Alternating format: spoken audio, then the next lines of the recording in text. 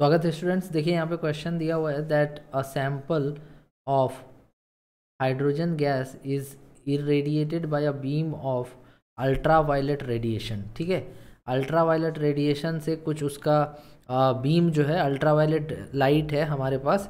ठीक है, और हाइड्रोजन गैस को यहाँ पे इरेडिएट किया जा रहा है having a wavelength between 100 nanometer and 200 nanometer, assuming that the atoms are in the ground state, the wavelength which will have low intensity in the transmitted beam। ठीक है, देखिए सबसे पहले तो ऐसे आप समझिए इस सवाल को कि हमारे पास क्या है, तो हमारे पास हाइड्रोजन है।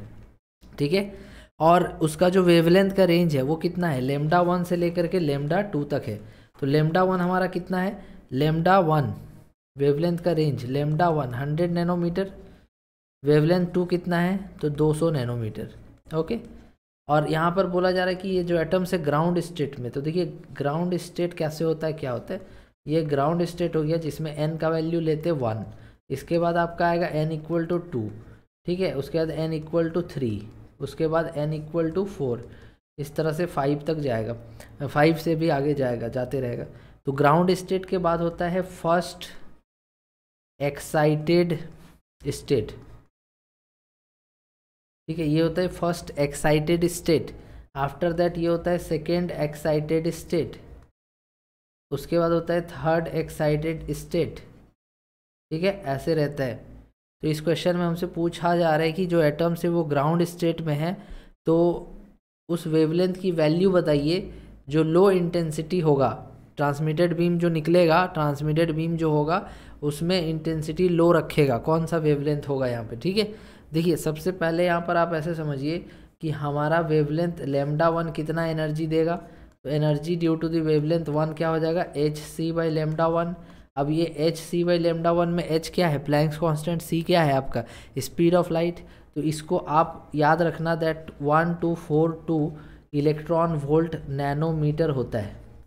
ठीक है, ये आपको याद रखना पड़ेगा, आप हमेशा इसका कैलकुलेशन तो नहीं करोगे ना, तो ये आप याद रखना। और लेमडा 1 कितना है तो 100 नैनोमीटर। तो इसमें से आपका जो E1 आ रहा है वो कितना आ रहा है 12.42 इलेक्ट्रॉन वोल्ट।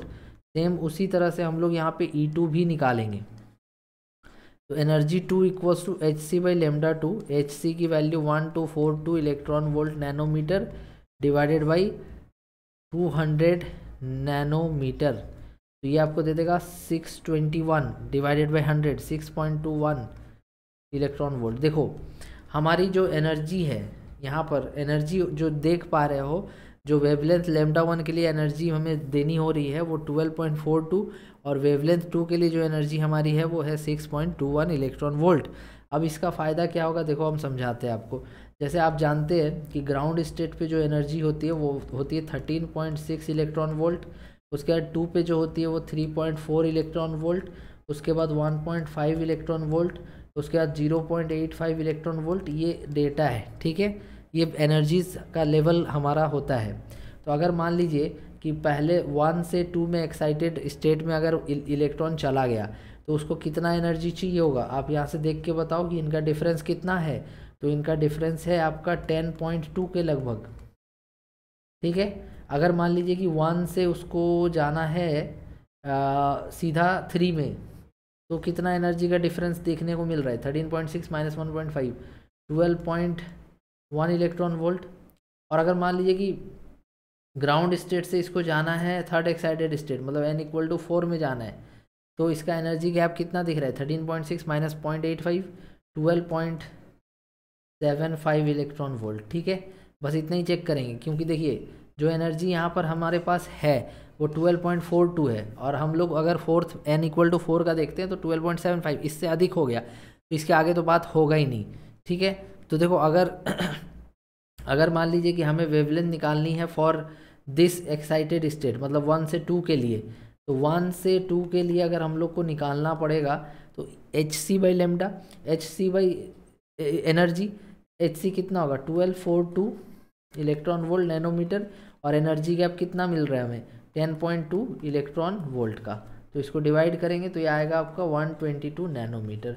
सेम उसी तरह से वेवलेंथ अगर हम लोग फर्स्ट ग्राउंड स्टेट से फर्स्ट सेकेंड एक्साइटेड स्टेट पे जाते हैं मतलब 1 से 3 में, तो हमारी वेवलेंथ कितनी होगी 1242 electron volt nanometre divided by 12.1 gap है इलेक्ट्रॉन वोल्ट। तो ये आपको कितना दे देगा, तो ये आपको दे देगा 103 के आसपास नैनोमीटर। तो हमसे क्या पूछा था, which wavelength which will have low intensity. तो देखिए यहाँ पर जो हमारा वेवलेंथ है वो कितना 103, ये हमारा वैसा वेवलेंथ है जिसके पास लो इंटेंसिटी होगा ट्रांसमिटेड बीम के लिए। तो हमारा आंसर हो जाएगा 103 नैनोमीटर। सो आई होप कि आप इस क्वेश्चन को समझ गए हैं। Thank you so much for watching.